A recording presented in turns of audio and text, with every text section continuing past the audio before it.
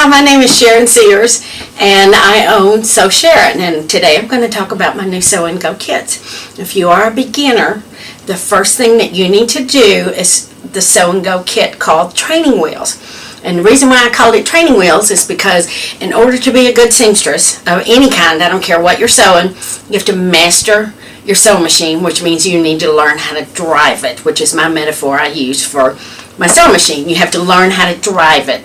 So what you want to do in your kit, you're going to get a lot of cotton fabrics. There are going to be colors, all kinds of stuff. You want to start at the first stitch on your machine, and you want to do all of them.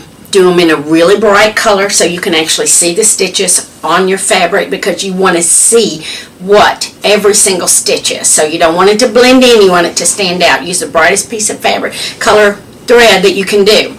Get them all done. After you do that, what you're going to do next is what I call the maze. You're going to get one of these in your kit. And with this, you're going to start here. There's the arrow. Start here and go down, and you're going to sew on top of all of these lines.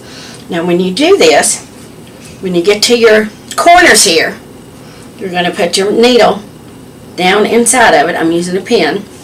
Down inside of it, and you're going to totally pivot your material the whole other direction. That is called a pivot when you do that. And you want to do that on each of the corners, and then you're going to do the squigglies and your circles, and then you're done. And if you would start with the straight stitch first and then go back and do a zigzag on top of it, again, that's going to teach you how to drive your sewing machine, which is the most important step. You will not be able to pivot on your corners with your zigzag though, so just hit it as close as you can, and you would still turn your foot, your 45 degrees there. After you do that, you're going to get circles in there. This is my favorite part. You're going to get a lot of circles like this. Here's one on my sewing machine. When you line it up, you want the edge of the fabric even with the edge of your foot. And you're going to start on the outside edge, and you're going to sew in a spiral like a tornado, and just keep going till you get in the middle.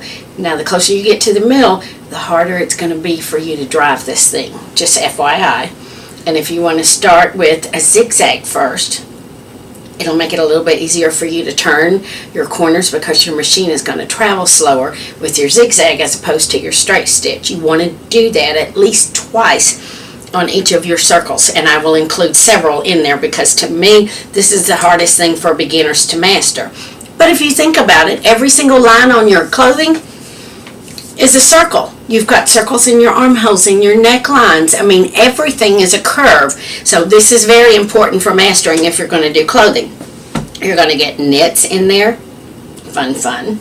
Lots of practice on these. I know a lot of people are scared of them. Me, I love them.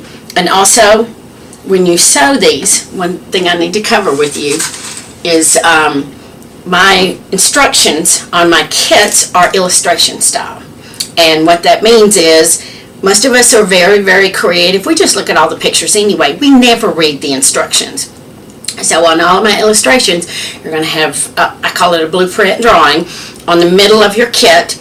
And the two big terms that you're going to need for these illustrations, and one of them is a seam. What is a seam? A seam, and I'm going to use pins, is when you sew two pieces of fabric together. And also in your kit and your training wheels, every piece of fabric you get is two pieces, because when you sew, you're always, except maybe with pockets and things like that, you will always have to sew on two pieces of fabric. And if you sew a seam, I put pins in it, then it's going to be sewed together like this. That is a seam. On all of my kits, I use your presser foot as your seam allowance. Now if you want it smaller, you would just increase your seam allowance. So that's something good to know. And then the other term that I talk about all the time is a hem. Everything is hemmed. So if you were going to hem something, like on the pillowcases, you would turn your fabric down twice on your cottons because they fray, or you could do a zigzag on top and just turn it once. But if you did it twice, there's your hem. And again, on a lot of the kits, some of these decorative stitches, I will make lots of recommendations for these different kinds of stitches, because I want you to learn how to use more than just a zigzag and a straight stitch. And a lot of times it makes things beautiful just because you did a decorative stitch in a really bright color that's really going to show up. Again, these kits, I'm going to give you the canvas, and I want you to create it and make it your own. Usually in your kit, you're going to get all the current fabric swatches for all the kits. You're going to get a cotton, you're going to get a knit, you might get a fleece. You're going to get a little bit of everything in there. And if you get a kit, like a knit, that you're afraid of, when you order the kit, request extra samples, and I'll throw a bunch of them in there. Practice, use those fancy stitches on your hems. Your kits are going to turn out fabulous. Thank you, and have a great day.